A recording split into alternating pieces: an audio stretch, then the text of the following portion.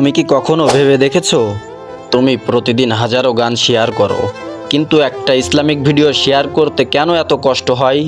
তুমি একটা গান শেয়ার করো আর হাজারো মানুষ সেটা দেখে, যদি সেটা গুনাহের কারণ হয় তবে একটু ভেবে দেখো, যতজন শুনছে এবং সেটা দেখছে তাদের প্রতিটা গুনাহের ভাগ তোমার দিকেও যাচ্ছে।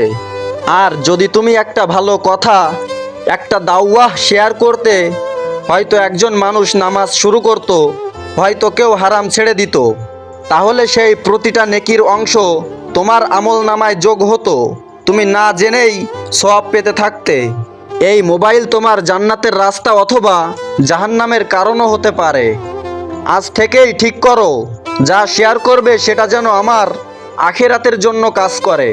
একটা ভালো ভিডিও শেয়ার করো, হয়তো সেটাই তোমার নাজাতের কারণ হবে। তুমি কি করলে কমেন্টে জানিয়ে দিও, আমি থাকবো তোমাদের অপেক্ষায়।